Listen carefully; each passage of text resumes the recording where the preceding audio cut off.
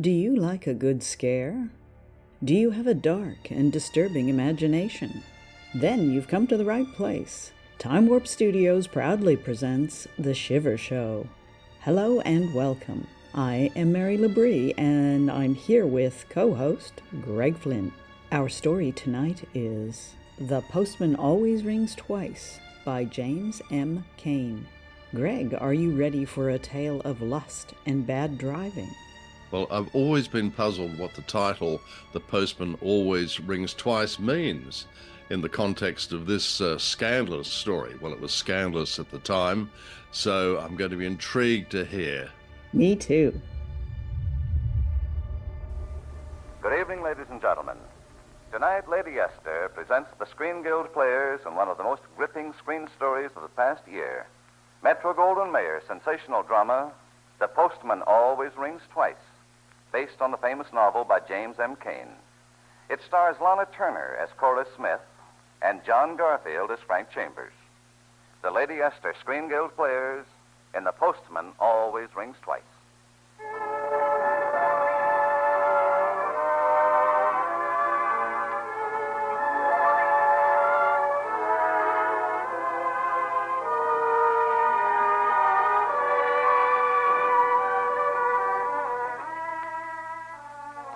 Tavern, the place was called.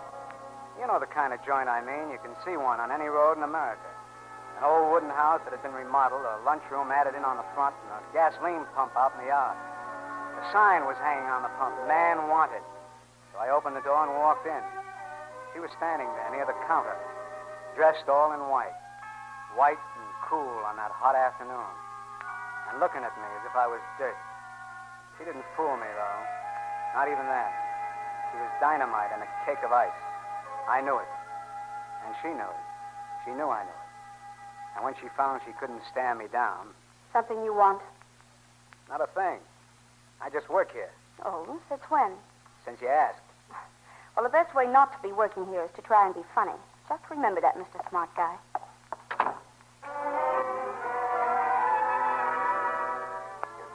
She was the boss's wife. Her name was Cora Smith. And every chance she got, she showed me she didn't like me. A lot. I knew I had to take it slow and easy, so I just stuck to my job and tried to get in solid with the boss. That part was a cinch. The poor guy had had so much trouble with help. By the end of the week, we were just like pals. Oh, go ahead, Frank. Have some wine. We got to celebrate tonight. You're the boss, Nick. Hey, Cora, some wine for you? No, thanks. Oh, you're the one should be celebrating. You've been wanting that neon sign for 2 years. Frank, you ever see a finer sign than that? I never have. Honest, the way she kept begging for that sign, you'd think it was the most... Nick, why don't you play something on the guitar? Yeah, why don't you, Nick? Well, sure. Maybe Cora will do a little dance for us. She's a wonderful dancer. No, I always feel silly dancing alone. Put on a record, Nick, and I'll dance with you. Oh, listen to her, Frank. I keep telling her I'm like a lot of smart men. My brains are not in my feet. Come on, Cora. How about me dancing with Mrs. Smith? Well, I don't see... Why not? Go ahead, Cora. I like to watch dancing.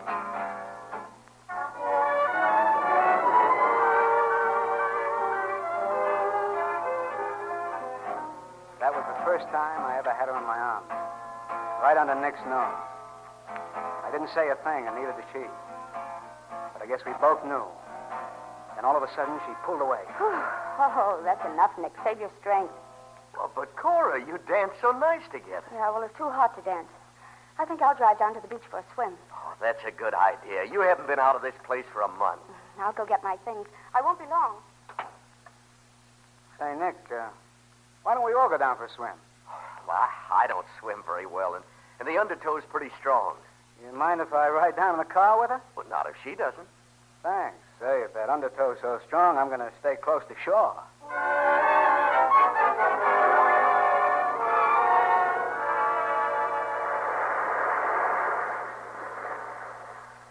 I don't know why you had to come along. You haven't even been near the water. I know. I promised Nick. Promised him what? That I'd stay close to shore. Tell me something. How did you ever come to marry him? That's none of your business. No need to get sore. You come from this part of California? No. Where then? Don't laugh. Iowa. Why that don't laugh? Oh, that tired old joke. Everybody in Southern California is supposed to come from Iowa. Did you come here with Nick? No, I only met Nick 4 years ago. And the next question you asked before. Maybe I knew the answer when I asked. Oh, sure. You've got it all figured out. A smart little Jenny marries herself into a nice, steady business. Well, let me tell you something, Mr. Smarty Pants. When I married Nick, he only had a couple of $100. Starting the Twin Oaks was my idea. And if it's making nice money by now, it's as much me as Nick. That wasn't what I meant. Well, the rest is still none of your business. Okay. Your life sounds a little dull to me. To you it would, from what Nick tells me about your ideas. What's wrong with my ideas? To have my fun now, not when I'm old and rich and retired? Oh, rich and retired. I think you'll end up a first-rate tramp. I don't think you think that at all. Come on. Let's go back. I wouldn't want Nick getting any ideas. Listen, Nick hasn't any reason to get ideas. I know he hasn't. Yet. Well, I think we'd better be getting on home. Wait a minute. Frank, stop. All right. I kissed you. Nick's got his reason. Now what? Just what I told you. We're going home.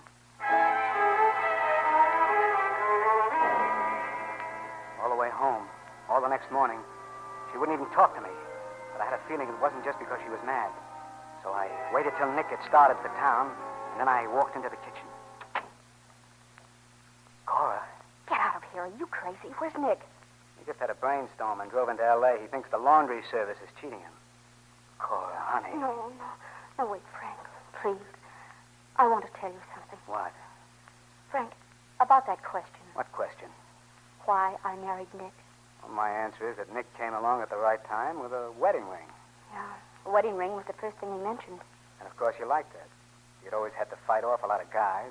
A lot of guys. All the guys.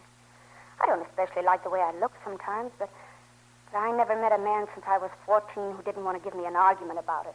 So by the time Nick came along, you were ready to marry anybody who owned a gold watch. Well, I told him I didn't love him. I told him... And he said that would come in time. But it didn't. Oh, honest, I meant to stick by him. And so you married him and retired the undefeated champ. Not 100% undefeated. Not now. Cora. Wait a minute, what's that? Sounds like somebody trying to get in. Was the lunchroom door locked? Yeah. I must have locked it. Frank, they've gone away.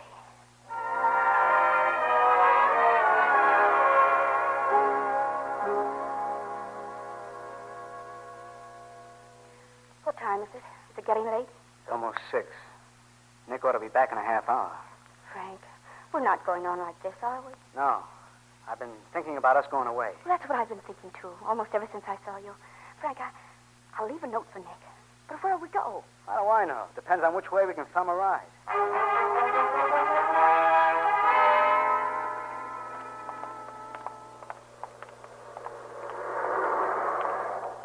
There goes another one whizzing by. Don't worry, Cora. We'll get a lift. But when? Oh, I don't know which is more tired, my thumb or my arches. Now, wait a minute. Let's take time out. Here, sit on the bag. Now, let's have it. What's on your mind? Frank, if I divorce Nick, he'll never give me a nickel. He'll keep the Twin Oaks and everything. What do we care? Well, maybe it doesn't mean anything to you, but I want to be somebody. And the Twin Oaks is mine. If I walk out like this, I'll lose all I put in it. And I'll never be anybody. Oh, I love you, Frank. And I want you. But not this way. Not starting off like a couple of tramps. I'm going back. Okay. You're the boss. Oh, please understand it. It's only because I love you and... Frank! What's the matter now? The note I left for Nick. Oh, if he gets home before we do. Well, where'd you leave it? In the cash register. The first place you look. Come on. Let's get back there.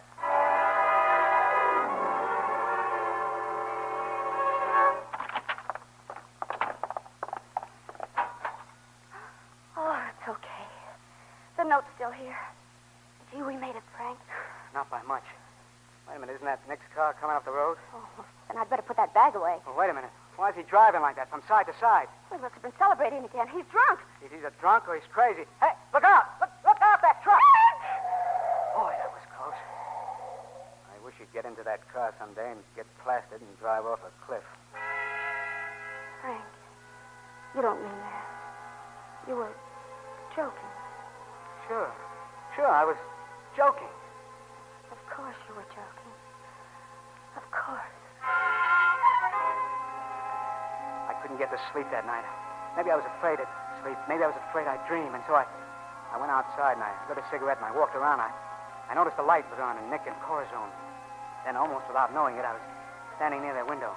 That's how I happened to hear what I did. Oh, but Cora, there's something to celebrate, isn't it, if I sell the Twin Oaks at a big profit? But that's what I don't understand. We're making good money. Why sell out now? Oh, for one thing, so you can take it easy. We're going back to Michigan to live with my sister. Your sister? You never even told me you had a sister. Well, I didn't want to worry you. You see, she hasn't been well for the last few years. Sort of paralyzed. She needs us to take care of her. Oh, you mean she needs me? She needs a free nurse. Well, now, Cora, please. I won't do it, Nick. And I won't let you sell. Half of this place ought to be mine. More than half of it. All of it. And I'll stop you somehow. I don't think so, Cora. Remember when we got married, that little paper you signed? Well, that just gave you the right to rent this place for us. That's what I let you think. That paper was what they call a marriage settlement. Nick. Nick, you didn't do that to me. Why, you thief. You cheat, you liar. Well, after all, I'd only known you a couple of weeks. I had to protect that house back in Michigan. But since you don't care about my sister, that paper can cover the Twin Oaks, too. Oh, Nick.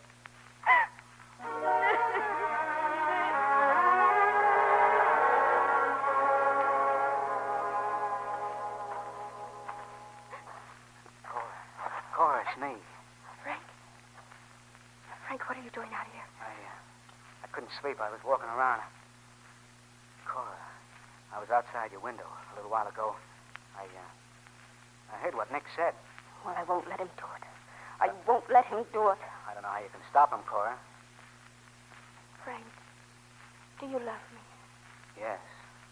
Do you love me so much that nothing else matters? Yes. Then there's one thing we could do that would fix up everything. What? Pray for something to happen to Nick? Something like that. Cora. Well, you suggested it yourself this afternoon. I was only joking. Were you? Yeah, I was. Or had you started to think about it a little? Wait a minute, Cora. Frank, listen to me. I'm not what you think I am. I just want to keep this place and work hard and be something, that's all. You see, I've made a big mistake in my life. And I've got to be this way just once to fix it. They hang you for that. Oh, but not if you do it right. And you're smart, Frank. You'll think of a way. He never did anything to me. Sure he did. Maybe he didn't know it, but he did it to you and me. To both of us. But don't you see, Frank? Us.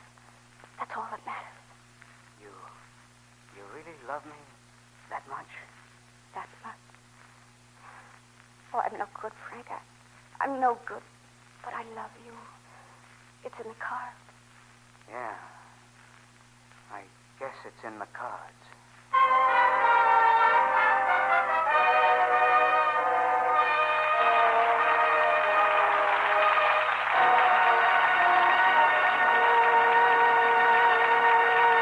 The second act of the Lady Esther Screen Guild play will follow in a moment. Now, a word from Lady Esther. Tonight I have some really exciting news for you about a brand new shade of face powder created especially for summer. A new summer tan shade called Malibu Tan. I designed this smart new Malibu Tan to make you look like a divine sun goddess. And I named it after Malibu Beach in California. It's spelled M-A-L-I-B-U. Malibu Tan is a simply heavenly shade. Soft, subtle, and so flattering. It gives your skin a glorified, healthy suntan look. The moment you try my new Lady Esther Malibu Tan, you'll say it's the most flattering summer tan powder you've ever seen. And the longer you wear it, the better you'll like it. Because Malibu Tan will not change its color after it's on your skin. It never turns reddish, never gets that ugly orange tinge. Here at last is a summer tan shade of face powder which holds its true color on your skin. Smart women everywhere will wear my new Malibu Tan this summer. It's the last word in fashion. All your summer clothes will look so much smarter if your skin has Malibu Tan's flattering suntan look. Be sure to wear it for evening wear, too. See how Malibu Tan flatters your skin at night. And when you wear a low-necked, short-sleeved dress, use Malibu Tan on your arms and neck as well as on your face. See what admiring glances you get. And see if your favorite man doesn't say, "You look simply gorgeous tonight."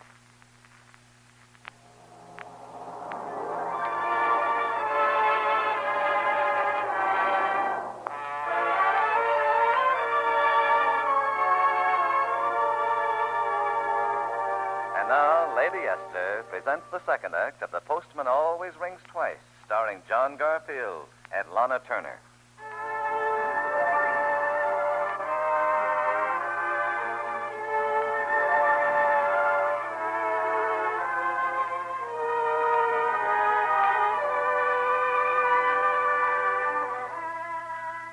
We didn't know how we were going to do it. We didn't have any plan. It was Nick himself who gave it to us. The following morning, he was feeling real good. Cora had made up with him, and he was bubbling over with ideas. This fella who's buying the place, he wants me to meet him tomorrow morning in Santa Barbara. We can all drive up tonight and have a little celebration. What do you mean we can all drive up? Where do I come in? Oh, well, I want you to meet him, Frank. I told him you'd manage the Twin Oaks for him. I gave you a pretty good recommendation. Oh, thanks. Well, he doesn't get the place until tomorrow. Anything we take in today is still ours. Come on, let's get out there and get to work. That's how she was all afternoon. Quiet, cold, deliberate. Until we had the plan all set and got ready to leave. Part of my job was to get Nick drunk, but I didn't have to try very hard. We started celebrating around 4 o'clock. By 7:30, it was getting dark, so we locked up the place and started out. Cora at the wheel, Nick and me, and a bottle of wine in the back seat. Come on, Frank. Let's have a little harmony, huh? All right. There's a long, long trail winding into the land of my... Hey, Cora. Cora, you're making the wrong turn. No, I'm not. This takes us right by Lake Sherwood. I've always wanted to see it, Nick. Oh, well, sure. Why not? There's a long, long trail. And that's how we were when we reached the top of the pass, where the road is cut right from the side of the mountain. Nick was just having another drink when Cora stopped the car at the edge of the cliff. Hey, what you stopping for, Cora? We got a long way to go. Well, the engine's overheated. I'd better let it cool off. Say, that's right. Gotta save this little bus to take to Michigan. Hey, Nick, how about another song? We're going pretty good before. Come Oh, on. sure. Just hold this bottle, Frank. I'll start us off. Oh, pack up your troubles in your old kid bag and smile, smile, smile. Oh. Frank. Get out of the car, quick. Stand by. I'll have to jump. Yeah, I left it in high. Good, we can roll it right off.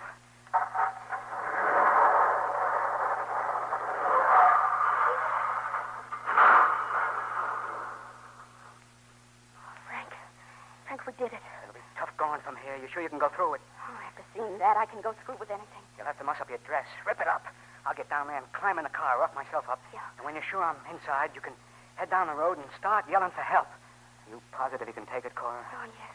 There's just one thing now. Us. Nothing else matters. The car had stopped halfway down the cliff. Hung up on a little ledge. I scrambled down to it, climbed in the back, and pulled the door open. Cora started yelling up on the road. And then, all of a sudden, the car slid forward. It began to gain speed, turned over twice, and then something hit me and everything went black. When I woke up, I was in the hospital. First, the doctor was there, and then the district attorney fella named Sackett. He asked a lot of questions and wrote down everything I said, and then he opened the door and called to Cora. All right, Mrs. Smith, you can see him now. Thank you. Hello, Frank. How are you? Shaken up a little, Mrs. Smith. Oh, your arm? The doctor says it isn't broken. How are you? I was getting hurt by a miracle. That was a crazy stunt your husband pulled, Mrs. Smith. Reaching from the back, trying to grab the wheel. Yes, poor Nick. He was so drunk. Yeah. Well, I might as well get this report turned in. Chambers, you told the doctor you were driving? I was. Mrs. Smith told me that she was at the wheel. I was. How about that, Chambers? I don't know. Well, it seemed to me that I was driving, but, I couldn't be sure. I mean, I guess I'd been drinking a little, too. Yeah. I saw the chemist's report on your blood. You keep drinking like that for a few more years, and your blood's going to be 90 proof. Well, we're going to swear off that stuff right now. It's a very good idea. You wouldn't want another accident like this. Next time you might not get off so lucky. They all took it like that, swallowed our story from start to finish. They brought me a lot of papers to sign, and then they checked me out of the hospital, and then Cora and I took the bus for home. All the way out, she never said one word, just kept staring out of the window. But once we were back at the Twin Oaks again, and the door was locked, and we knew we were safe. Frank. Yes, Cora? Frank, are you sorry? Well, not exactly. Sorry, I just sort of feel as though... Cora, let's clear out of here. Let's go somewhere, anywhere. And give up this place? After what I've gone through to keep it? Oh, no, not in your life. What's the matter, Frank? Getting scared? Maybe I am. Almost any minute I expect to hear that guitar again. Or him singing the way he was singing when I... Oh, you're just using that for an excuse. You want to go away because you still think it's fun to be a tramp. Oh, Cora, please. You've been trying to make a tramp out of me ever since you've known me, but you're not going to do it. I'm staying here. All right. I'll do whatever you say. And you know why. You mean I know what? Are you trying to say you're afraid of me? Afraid I might try to double-cross you? Go back to Sackett and try to pin the whole thing on you? Cora. So that's the truth of it. Oh. If you stay here, it's only because you're afraid to leave. That's not true. It isn't. But maybe that's why you won't let me go. You're afraid that maybe I might squeal. Maybe I am. All right, then. We're hooked. I guess maybe we are. But I won't feel so bad after we're married. Married? Well, there happens to be a law in this country, Frank. A husband and wife can't testify against each other. I think maybe we'll both feel safer that way. She didn't want to get married right away. She was afraid it might start people talking. So the next few weeks were pretty brutal. Her watching me watching her. Each of us scared of what the other might do. There were times I thought I couldn't stand it anymore. And then one evening she came to me. Frank, I think we'll get married tonight. Some little town down near the border. You bring out the car and I'll go get my things.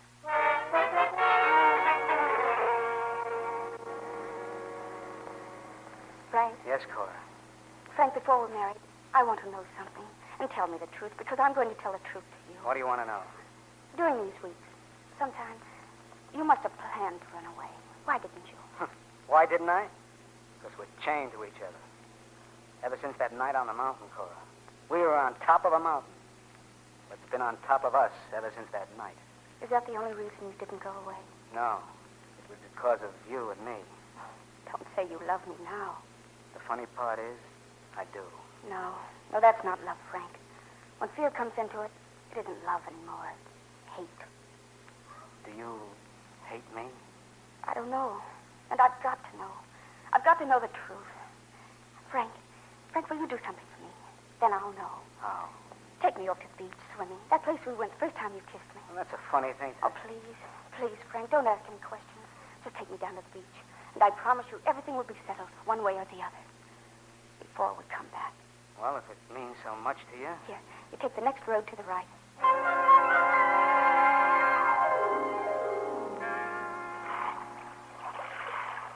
Cora, don't you think we're out far enough? There's a riptide tonight. Yes, I think this ought to be far enough. Tired? Oh, yes, very tired. How about you? Well, I'm still all right.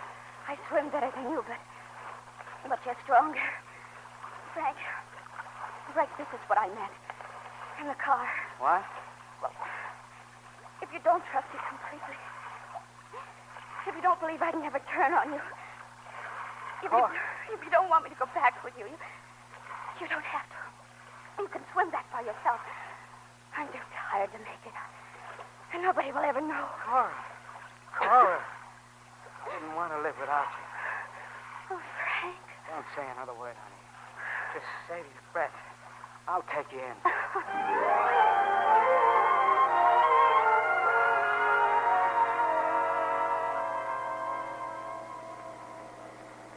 Cora, are you sure now? I'm sure. I'm sure I love you. And I'm sure we're going to be happy. Almost as happy as if all this had come to us before Nick. That wasn't our luck, Cora, but we'll start out now. A brand new life. Yes, a brand new life. Let's kiss on that, huh? Oh, no, not while you're driving. Come on, no. honey. Come on. No, when we get home, Frank. Then there'll be kisses. Kisses with dreams in them. Kisses that come from life, not death. Oh, just one little one. Now, come on. All right. Here, one team. Frank!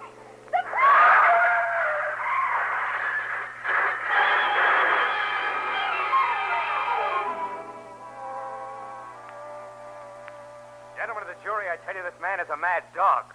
A mad dog that must be put out of the way to protect the homes and lives of our community.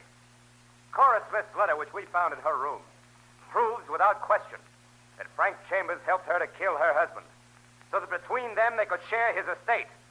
But not content with his share, greedy and desirous of having it all for himself, he then conceived this fiendish plan to kill her, too. The evidence is complete and overwhelming. There is only one verdict that you can bring in. Guilty. Guilty of murder in the first degree. Let him talk. It doesn't matter what they say. It doesn't matter what they do to me now. If I could only be sure that Cora knows, that she understands how it happened.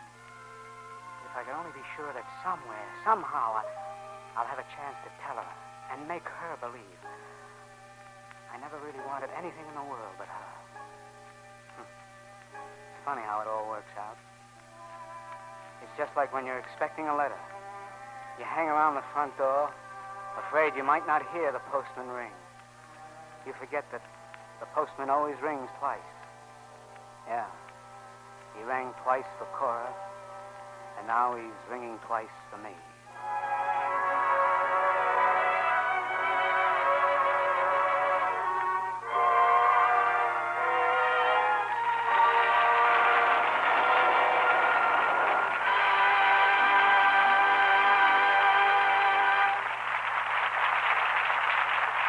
Thank you, John Garfield and Lana Turner, for a most absorbing performance. It was a pleasure to be here, Mr. Bradley. We know how much this radio program contributes to the Motion Picture Relief Fund and its country house. So we all feel it's a great privilege to share in that work. Now, before we tell you about next week's show, here's a word from one of America's best-known beauty authorities, Lady Esther. Thank you, Miss Turner. This summer it's going to be smarter than ever to have a wonderful suntan. But how many women can get a suntan without having their skin get that coarse, parched, dried-out look? Well, I've discovered a new and quicker way to get a smooth, even tan and keep your skin soft and smooth while you're tanning. It's so simple it sounds incredible, but I've seen the thrilling results on many women. Before you go out in the sun, just put a delicate film of Lady Esther cream over all your skin that's exposed. As soon as your skin absorbs the cream, apply more. Your skin will tan more quickly, and it won't get that parched, dried-out look. Lady Esther cream gives your skin the tanning benefits of the sun, counteracts the drying effects, and helps nature refine your pores. Then, when you've had enough sun, just wipe off my Lady Esther cream and put on my heavenly new Malibu Tan face powder. Malibu Tan was specially created for summer to give your skin that smart, vital suntan look. Malibu Tan is such a flattering suntan shade and never turns reddish on your skin, never gets that ugly orange tinge. If you want to look like a divine sun goddess, wear my new Malibu Tan. Next week, the Lady Esther Screen Guild players will present Rose Marie. It will star Jeanette MacDonald and Nelson Eddy. Be sure to listen. The Postman Always Rings Twice was produced and directed by Bill Lawrence, adapted by Harry Cronman, and was presented by arrangement with Metro-Goldwyn-Mayer. Music on tonight's program was arranged and conducted by Wilbur Hatch. Lana Turner appeared by arrangement with Metro-Goldwyn-Mayer, producers of the Technicolor musical Fiesta. This is Truman Bradley speaking for Lady Esther. Thank you and good night. This is CBS, the Columbia Broadcasting System.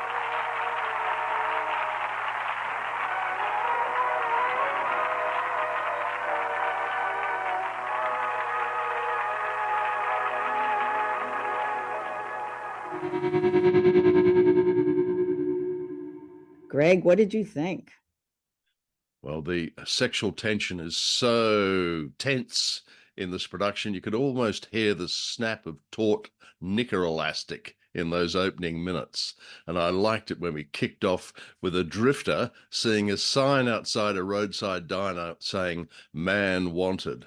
Now that's a euphemism. Man wanted in more ways than one.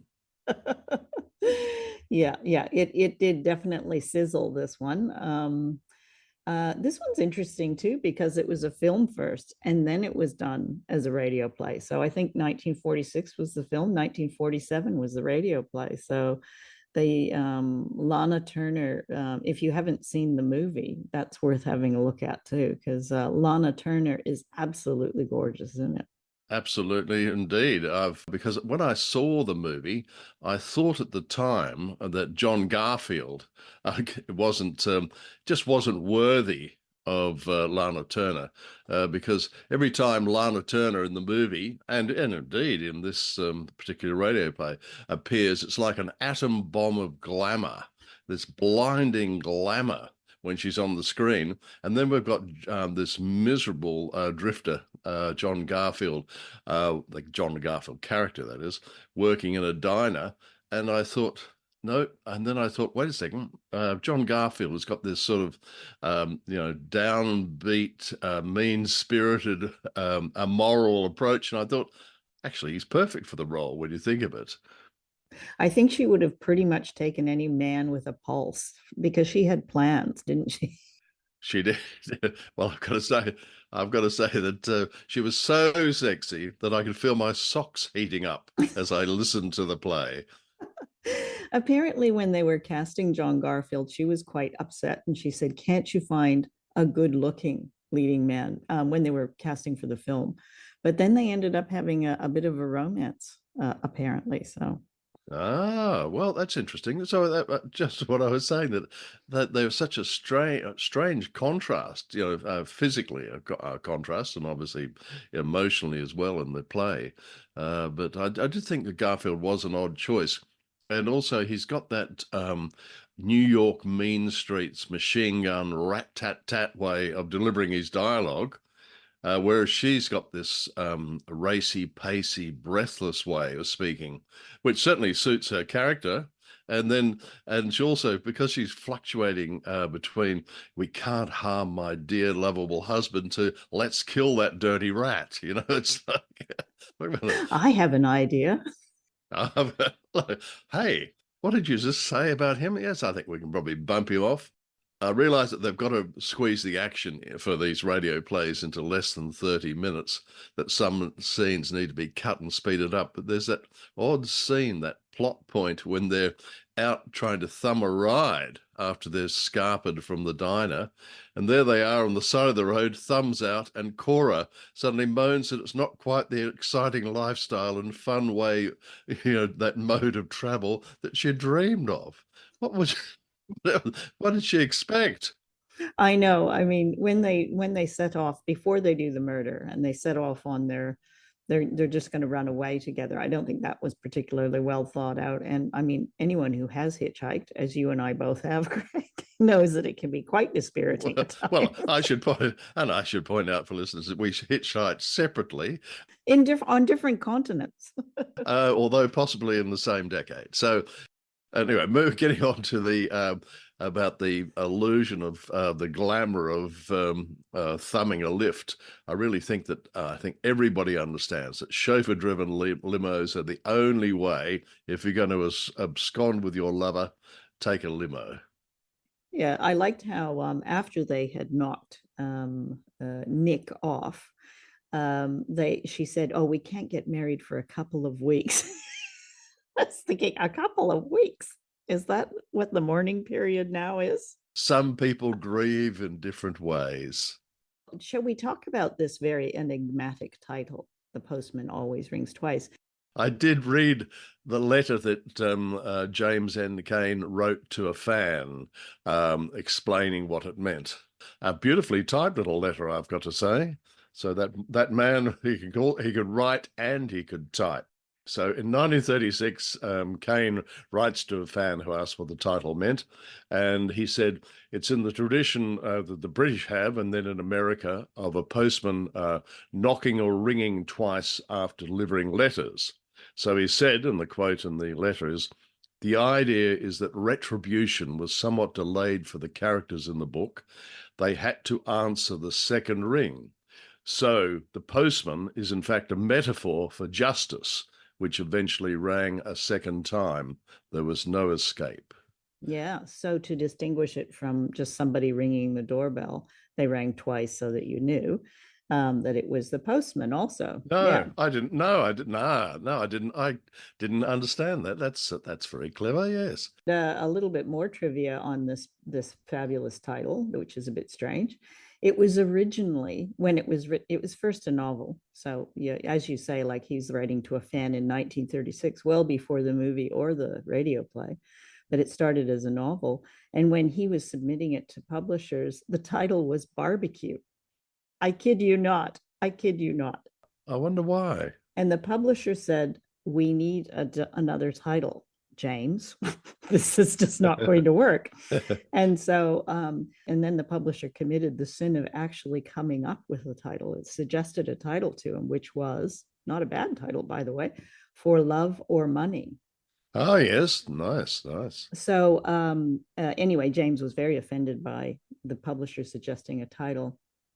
And even though he was absolutely flat broke, he stuck with the title Barbecue for quite a while. And then he was having a chat with this other writer friend of his. And this gentleman mentioned the fact that he had been hanging out to hear whether his book was published and was waiting for the postman to ring twice and give him the news, either bad or good, about getting published. So that's where the title came from, is just a random conversation with a friend. I read that he was a what they euphemistically called a hard drinking journalist. Yeah, again, it seems like there's no other kind. No. After last week, we had Dashiell Hammett. At least he's sobered up. I don't know how they managed to do it. Raymond Chandler, wrote those Marlowe books. He used to sober up just to write them and then go back on the booze. I don't know how he could do it. I think they all believed that was part of writing, is that you had to be drunk. And it's now been obviously debunked as a notion. But at the time, I think they believed it. Well, like Hemingway, another sozzled writer. I just don't. I'm afraid that one drink and all I want to do is have a nap. If I have a drink during the day, I'm hopeless. And one other little piece, the way that this is actually portrayed in France and Italy, because they didn't understand the title there either. So when the movie came out in France, they called it Le Dernier Tournant, which means the last turning.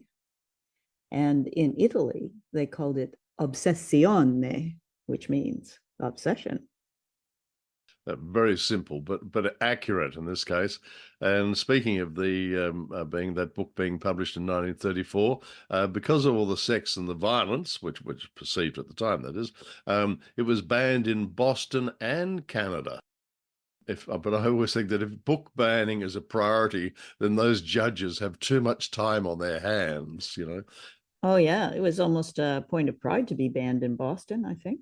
The book is quite different than the radio play or the film.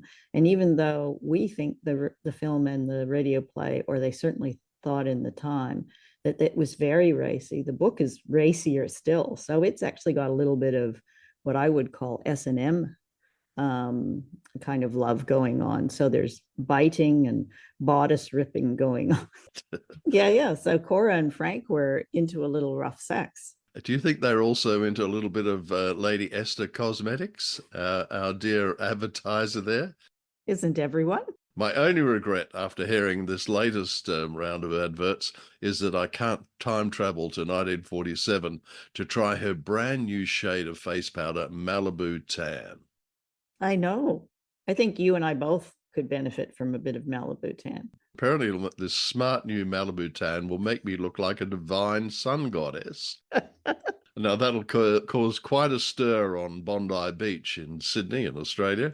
And Lady Esther assures me it'll flatter my skin at night when I wear low-necked, short-sleeve dresses. So, imagining you with a low-neck, short-sleeve dress. A grisly thought, I would have thought, but not for Lady Esther. I think she'd rescue me. I could carry it off. Well, any final thoughts about The Postman Always Rings Twice, Greg?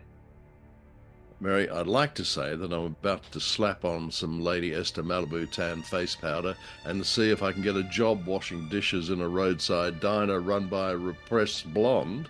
But in fact, I think I'll listen to another play on the Shiver Show. I couldn't agree more. That's our show for tonight. Thank you for listening.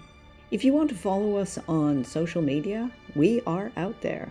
You can find The Shiver Show and Time Warp Studios on social media and at our website. which is www.timewarpstudios.com, or check out the show notes for this podcast. If you enjoy the show, please share us with your friends and family and give us a like or a review on Spotify or Apple Podcasts. We would appreciate that so much. Music for this show is The Forsaken Ritual by Cody Martin.